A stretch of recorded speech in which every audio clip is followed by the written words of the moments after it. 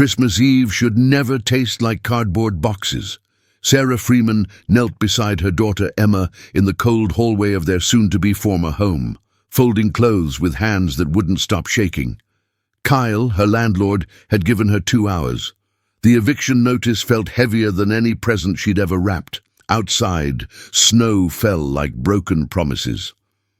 Then the door opened again, not Kyle returning, but an older woman whose eyes held the weight of every mistake her son had ever made. What happened next would shatter one family and resurrect another. Subscribe now to witness the moment mercy walked through the door.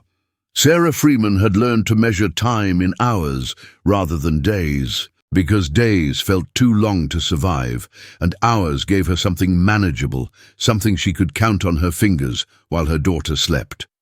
It was Christmas Eve, and the apartment smelled like the faint ghost of cinnamon candles she'd burned down to nothing 3 weeks ago, trying to make the space feel like a home, even as the eviction notice had already been taped to her door.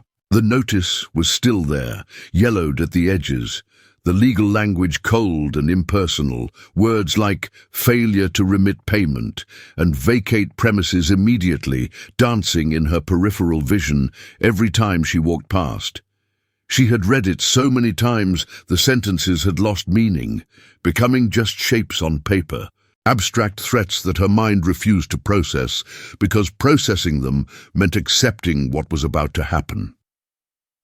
Emma was in the living room, sitting cross-legged in front of the small artificial tree Sarah had bought at a thrift store, her tiny fingers tracing the outline of a paper angel she'd made in school, and Sarah watched her from the kitchen doorway, her heart folding in on itself like origami made of grief. The landlord, Kyle, had called that morning, his voice flat and businesslike, the kind of tone that suggested he'd made this call before and would make it again, that evicting a single mother on Christmas Eve was just another line item in his day.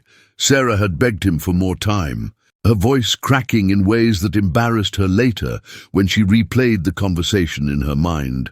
But Kyle had been unmoved, citing property management protocols and financial obligations, as if those phrases could somehow justify what he was doing. He'd given her until 6 o'clock to be out, which meant she had approximately 4 hours to dismantle the only stability Emma had ever known, to pack their lives into garbage bags and suitcases because she'd sold the good luggage months ago to pay for groceries.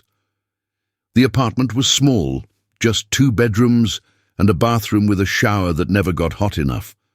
But it had been theirs, and Sarah had painted Emma's room a soft lavender last spring, spending money she didn't have because her daughter had asked for a princess room, and Sarah couldn't bear to say no. Now she would have to leave that lavender room behind, along with the pencil marks on the doorframe measuring Emma's height, along with the place where they'd been safe. She moved through the apartment mechanically, pulling clothes from drawers and laying them flat in boxes she'd stolen from behind the grocery store, folding each item with a precision that felt like prayer, as if doing this task perfectly could somehow reverse the trajectory of her life. Emma kept asking questions in that gentle, persistent way children have, wanting to know where they were going and whether Santa would know how to find them, and Sarah answered with half-truths that tasted like ash in her mouth, promising adventure and new beginnings while her own heart was drowning. The financial collapse had been gradual, a slow bleed that started when the restaurant where she'd worked as a waitress cut her hours, then accelerated when Emma got sick, and the medical bills arrived like a second eviction notice. This one from her own body's ability to keep going. She'd fallen behind on rent by 3 months, each month compounding the last, and Kyle had been patient at first, accepting partial payments, but his patience had expired the same way milk does, suddenly and with a sour aftertaste. Outside, the neighborhood was transforming into the kind of picturesque winter scene that belonged on greeting cards, with snow beginning to fall in thick, lazy flakes that caught the light from street lamps and glowed like suspended stars. Children were visible through windows across the street, their silhouettes moving in excited patterns as they anticipated morning.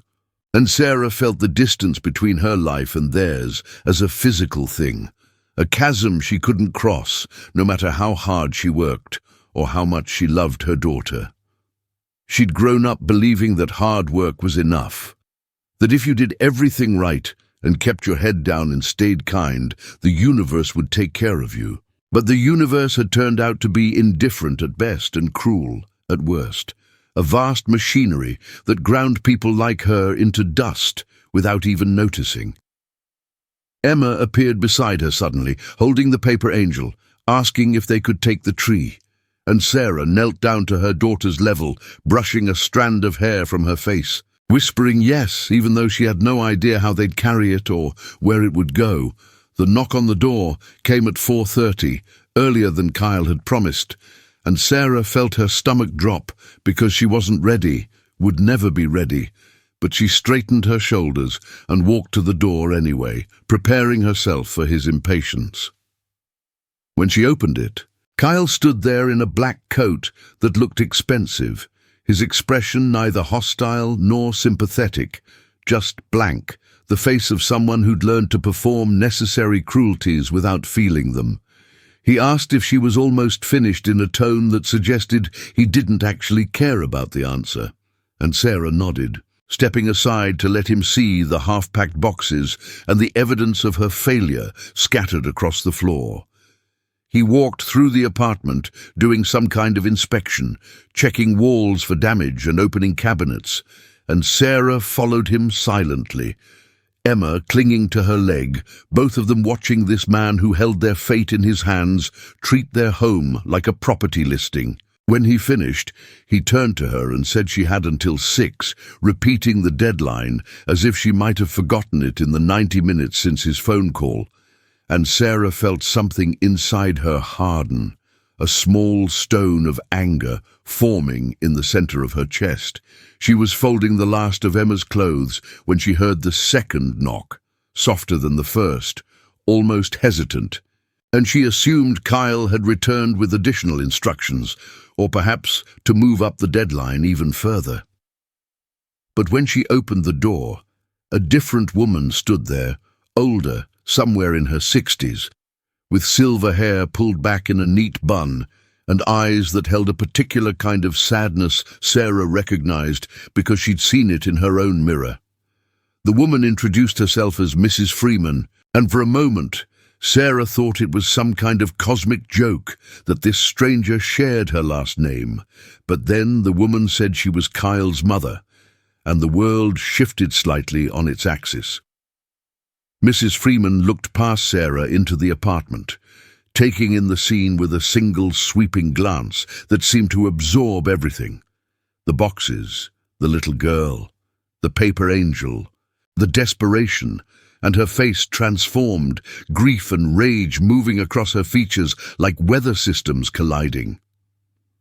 She asked quietly if Kyle had done this, her voice barely above a whisper, and when Sarah nodded, unable to form words, Mrs. Freeman closed her eyes for a long moment, and Sarah understood she was watching something break inside this woman, some final hope about who her son had become.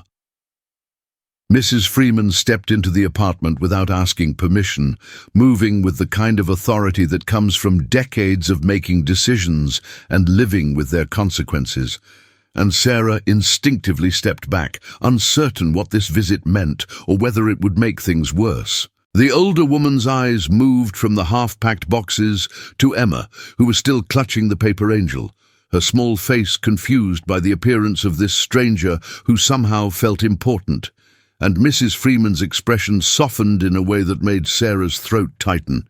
She introduced herself to Emma first, kneeling down despite what it clearly cost her aging knees, asking about the angel in a voice that was gentle and genuinely curious, and Emma responded with the kind of open trust children have before the world teaches them suspicion. Sarah watched this interaction with a mixture of hope and dread, knowing that kindness from Kyle's mother might somehow be worse than his indifference because it highlighted the cruelty by contrast, made it impossible to pretend that what was happening was simply the way things had to be. Mrs. Freeman stood slowly, her hand briefly touching Emma's head in a gesture that felt almost like a blessing, and then she turned to Sarah. With eyes that were filling with tears, she seemed determined not to shed. She asked how long Sarah had lived here, and Sarah answered 2 years. Her voice barely audible, and then Mrs. Freeman asked about the eviction, wanting to know the details, even though Sarah suspected she already knew them, that this visit wasn't about gathering information, but about confirming something she'd feared.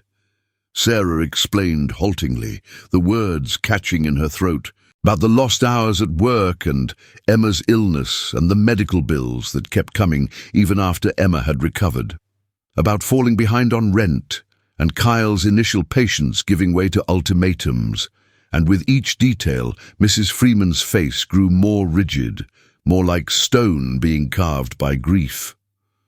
When Sarah finished, the older woman stood silent for a long moment, staring at the eviction notice still taped to the door, and Sarah wondered what she was seeing, whether she was reading the legal language or seeing beyond it to what it represented, the destruction of a small family's stability for the sake of profit margins. The silence stretched until it became uncomfortable, and Sarah felt the need to fill it, to somehow justify her own existence or apologize for being a problem. But before she could speak, Mrs. Freeman turned to her and said something that made no sense at first, asking where Kyle was now. Sarah explained he'd been here earlier, that he'd given her until 6 to vacate, and Mrs. Freeman checked her watch with a sharp movement that suggested anger barely contained, then pulled out her phone and made a call that Sarah could only hear one side of. The conversation was brief and cold, Mrs. Freeman telling someone, presumably Kyle, to return to the apartment immediately, that his presence was required, the tone leaving no room for negotiation. When she ended the call, she looked at Sarah and said simply that she was sorry, and those 2 words carried more weight than any Sarah had heard in months, because they came from someone who understood that sorry wasn't enough, but offered it anyway. A small bridge across an impossible distance. Emma had returned to the paper angel, sitting on the floor and making it dance through the air while humming a song Sarah didn't recognize, probably something from school. And Sarah watched her daughter with the kind of fierce love that feels like drowning, knowing that everything she'd done and failed to do had been for this small person who deserved so much more than cardboard boxes on Christmas Eve. Mrs. Freeman was watching Emma too, and Sarah saw recognition in the older woman's face, some memory surfacing that caused visible pain, and she wondered what Kyle had been like as a child, whether he'd been gentle and imaginative like Emma, or whether the coldness had always been there, waiting to calcify into the man who could evict a family on Christmas. The apartment felt smaller with Mrs. Freeman in it, not because of her physical presence, but because of the emotional weight she carried. The accumulated disappointment of a mother watching her child become someone she didn't recognize. Sarah wanted to ask her why she'd come, what she hoped to accomplish, but the questions felt too large to speak aloud, so instead she offered tea, a reflexive gesture of hospitality, even in the midst of catastrophe. They sat at the small kitchen table, steam rising from mugs Sarah had packed and then unpacked because they needed something to hold on to, and Mrs. Freeman began to speak in a voice that was measured and careful, as if she'd been holding these words inside for a long time and was only now finding the courage to release them. She talked about Kyle as a child, how he'd been sensitive and artistic, how he'd wanted to be a painter before life and practicality, and his father's expectations had redirected him toward business and property management. And Sarah listened with a strange mixture of sympathy and resentment, understanding that she was being given context for her own suffering. Mrs. Freeman explained that the family business, a collection of rental properties across the city, had been built by her late husband, a man who believed in fairness and second chances, who had never evicted a tenant, without exhausting every other option first, and she'd watched Kyle slowly abandon those principles in favor of efficiency and profit margins. She'd tried to intervene before, she said, but Kyle had shut her out of the business decisions, reducing her to a silent partner whose opinions were acknowledged and ignored, and she'd convinced herself that maybe he knew better, that maybe the world had changed and required harder hearts. But this, she said, gesturing around the apartment, this was different, and Sarah heard in her voice a line being drawn, a moment where tolerance ended and action became necessary. Mrs. Freeman explained that she still held majority ownership in the family business, a fact Kyle seemed to have forgotten or chosen to ignore, assuming his mother would never actually exercise the authority she possessed, and now she was going to prove him wrong. Sarah didn't fully understand what this meant, but she sensed something shifting, some tectonic movement beneath the surface of the conversation, and she felt the smallest spark of something that might have been hope, but was too fragile to name. Outside, the snow was falling harder now, accumulating on window ledges and transforming the street into something from a different, gentler world. And Emma had fallen asleep on the floor beside the boxes, the paper angel still clutched in her hand, exhausted by the emotional weight of a day she was too young to fully comprehend. Kyle arrived 20 minutes later, his footsteps heavy on the stairs outside, and Sarah felt her body tense involuntarily, every muscle preparing for conflict, even though she had no strength left for fighting. He entered the apartment with his key, not bothering to knock, and stopped short when he saw his mother sitting at the kitchen table, surprise and annoyance crossing his face in rapid succession, before settling into something harder, more defensive. He asked what she was doing here in a tone that suggested her presence was an intrusion, and Mrs. Freeman responded with a calmness that was somehow more frightening than anger would have been, saying she'd come to see what her son had become. Kyle's face flushed slightly, but he recovered quickly, shifting into the businesslike persona Sarah had encountered earlier, explaining that this was a standard eviction, that he'd given Sarah multiple extensions, that he had a responsibility to the business and couldn't continue operating at a loss. Mrs. Freeman listened without interrupting, her hands folded on the table in front of her, and Sarah watched this exchange feeling like a ghost in her own home, present but not quite real. When Kyle finished his justification, Mrs. Freeman stood slowly, her movements deliberate, and walked to where Emma still slept on the floor, looking down at the child with an expression that made Sarah want to gather her daughter up and run, not because she feared Mrs. Freeman would harm Emma, but because the raw emotion on the older woman's face felt too intimate to witness. She stayed there for a long moment, just looking, and then she turned to Kyle and asked him if he saw the child, really saw her. And Kyle glanced at Emma with barely concealed impatience, saying of course he saw her, but that sentiment didn't pay mortgages. The words hung in the air like something toxic, and Sarah saw Mrs. Freeman's face change, saw something that had been barely holding together finally break apart, and when she spoke again her voice was quiet, but carried the weight of absolute finality. She told Kyle that she was removing him from his position as property manager, effective immediately, that he no longer had authority over any of the family's rental properties, and the words seemed to take several seconds to penetrate his understanding.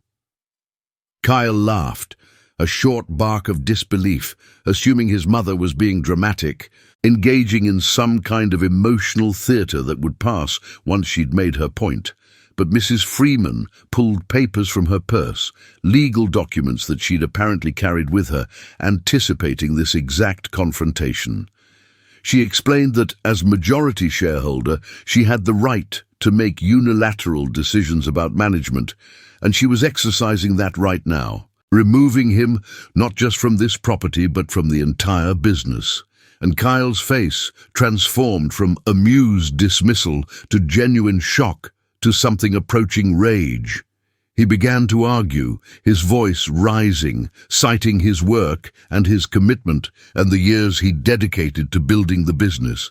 But Mrs. Freeman cut him off with a single raised hand, telling him that he'd built nothing except a reputation for cruelty, that every tenant who'd been mistreated, every family displaced, every act of callousness had been building toward this moment. Sarah stood frozen near the kitchen, hardly breathing, watching this family implode in her living room, and part of her felt she should leave, give them privacy. But another part understood that her presence was somehow necessary, that she was the witness making this real. Kyle turned to Sarah suddenly, as if noticing her for the first time, as an actual person rather than a problem to be solved, and there was something desperate in his eyes, a need for her to deny his mother's accusations, or at least to acknowledge that he'd been reasonable. But Sarah couldn't give him that, wouldn't give him that, and her silence seemed to enrage him further. He began pacing, his movements jerky and aggressive, demanding to know what his mother expected him to do, how she thought the business would survive with her soft-hearted approach.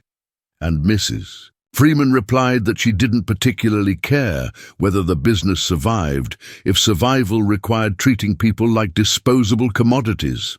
The argument escalated, voices overlapping, Kyle insisting that he'd only been following his father's example of tough business decisions, and Mrs. Freeman shouting, actually shouting, which seemed to shock Kyle more than anything else, that his father had been tough but never cruel, that there was a difference he'd failed to learn. Emma woke up crying, frightened by the raised voices, and Sarah immediately went to her, picking her up and holding her close, whispering reassurances while internally calculating whether they should leave, just walk out into the snow and find somewhere else to be until this storm passed. But Mrs. Freeman noticed Emma's distress and immediately modulated her voice, the anger draining away as quickly as it had appeared, replaced by something gentler, and she crossed the room to where Sarah stood holding her daughter, speaking directly to Emma in a soothing tone, apologizing for the scary noises and promising that everything would be okay. Kyle watched this interaction with an expression Sarah couldn't quite read, something that might have been hurt or might have been resentment, and when his mother finished comforting Emma, she turned back to him with a tiredness that seemed to age her a decade in an instant. She told him that she'd tried to raise him better, that somewhere in the process of making him strong, she'd failed to make him kind, and that failure was hers to carry, but she wouldn't enable him any further. Kyle opened his mouth to respond, then closed it, and Sarah saw him recognize that there was nothing he could say, no argument that would penetrate his mother's resolve, and the recognition seemed to hollow him out, leaving him smaller somehow, diminished. The silence that followed was different from the earlier ones, heavier and more final, the kind of quiet that follows destruction when everyone is assessing the damage.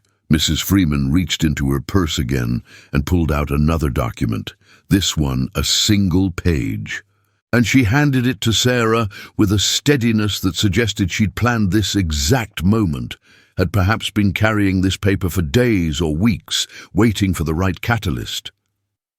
Sarah took it with trembling hands, unable to process what she was seeing at first, the legal language swimming before her eyes, but gradually the meaning crystallized, and she realized she was holding a deed, a transfer of property ownership, and the address listed was this apartment, her apartment being transferred from the Freeman family business to Sarah Freeman, no relation, no payment, just a gift. She looked up at Mrs. Freeman with an expression she couldn't control, tears spilling over before she even understood what they meant, and the older woman simply nodded, confirming that yes, this was real, that the apartment was now Sarah's, free and clear, a piece of stability that couldn't be taken away by circumstance or cruelty or Christmas Eve deadlines. Sarah couldn't speak for several long seconds, the deed still clutched in her hands like something that might evaporate if she loosened her grip, and Mrs. Freeman watched her with a tenderness that felt almost maternal, a look that said she understood the magnitude of what she'd just given and took no credit for it, viewing it instead as a correction of something that should never have been broken. Kyle stood motionless near the door. His earlier rage collapsed into something that looked like shock, or perhaps the beginning of understanding, and Sarah wondered if he was finally seeing what his actions had cost. Not just her, but himself. The price of becoming someone his own mother couldn't recognize. Emma had stopped crying, but remained pressed against Sarah's shoulder, her small arms wrapped tight around her mother's neck, and Sarah could feel her daughter's heartbeat against her chest, rapid and bird-like, slowly beginning to calm, as the apartment's emotional temperature shifted from crisis to something that might eventually become peace. Mrs. Freeman moved to the table and sat down heavily, suddenly looking exhausted, as if the confrontation had drained her of some essential energy, and she gestured for Sarah to join her, patting the chair beside her with a gentle insistence that felt impossible to refuse. Sarah sat down carefully, still holding Emma, and placed the deed on the table between them, as if it were something sacred that shouldn't be handled carelessly. Mrs. Freeman explained in a quiet voice that the apartment building had been one of the first properties her husband purchased 40 years ago, that he'd always said it had good bones and good energy, that families raised children here and elderly couples retired here, and it had always felt like more than just an investment. She'd wanted Kyle to understand that legacy, she said, but somewhere in the transition from father to son, the meaning had been lost, replaced by spreadsheets and profit margins and the kind of efficiency that measured success in dollars rather than lives. Now she was taking it back, removing this building from Kyle's management entirely and giving Sarah not just a home, but a stake in her own future, a foundation she could build on without fear of it being pulled away. Sarah listened with tears streaming down her face, unable to articulate what this meant, how it felt to have the ground suddenly become solid beneath feet that had been falling for months.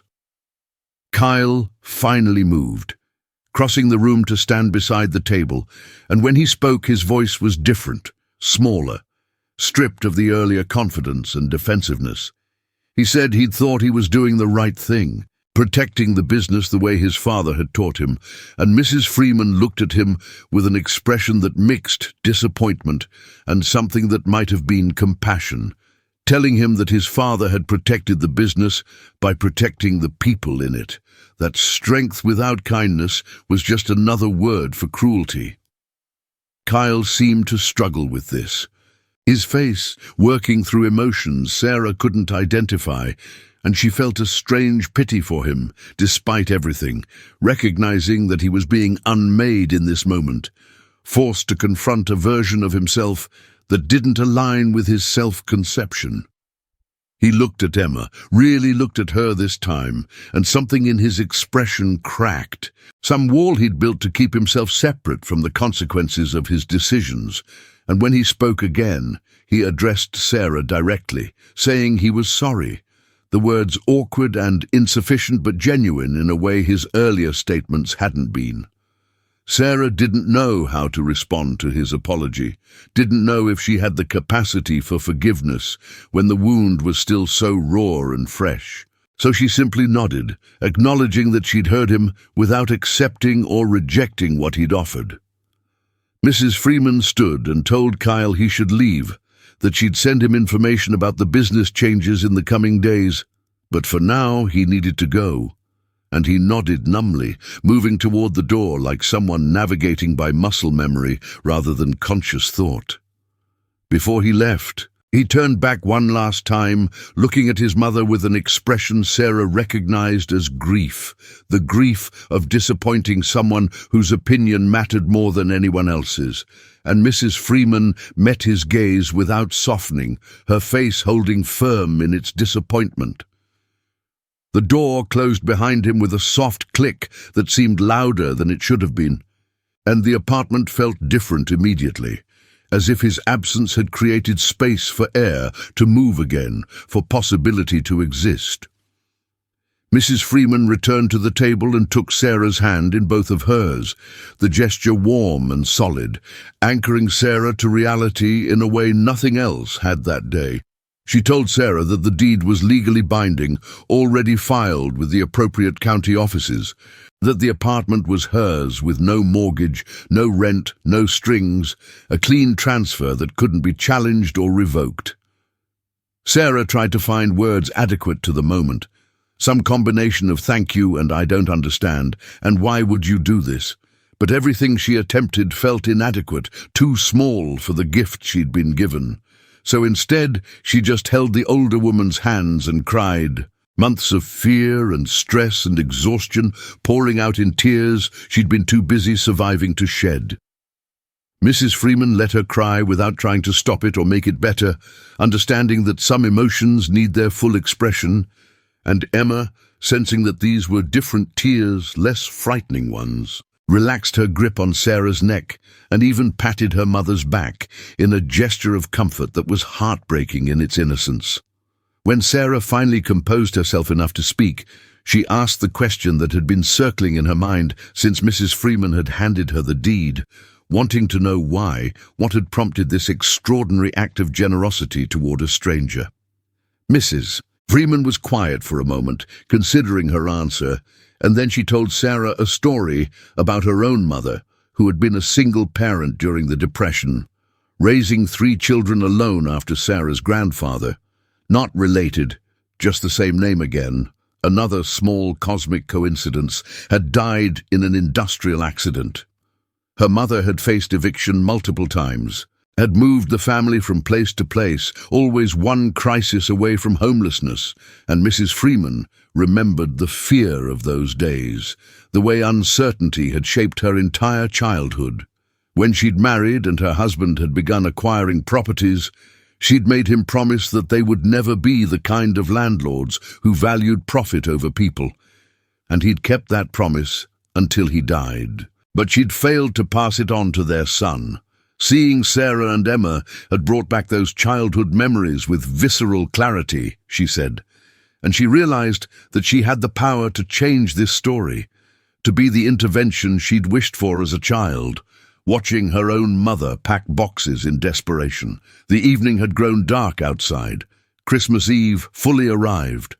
And through the window, Sarah could see families in other apartments sitting down to dinner, the warm glow of their windows like paintings of a life that had seemed impossibly distant just hours ago. Mrs. Freeman stood to leave, saying she should let them settle in, and Sarah stood too, Emma sliding down to stand beside her mother, and the 3 of them stood in a small circle near the door, connected by something that transcended the events of the day. Mrs. Freeman knelt one final time to speak to Emma, telling her that the paper angel was beautiful, and that maybe next year they could make ornaments together, if that sounded like something she'd enjoy. And Emma nodded enthusiastically, already forming attachments in the way children do, seeing in this grandmother figure someone safe and constant. Mrs. Freeman hugged Sarah then, a full embrace that communicated more than words could, and Sarah held her tightly, understanding that she'd been given more than a home, that she'd been seen and valued and rescued by someone who had no obligation to notice her suffering.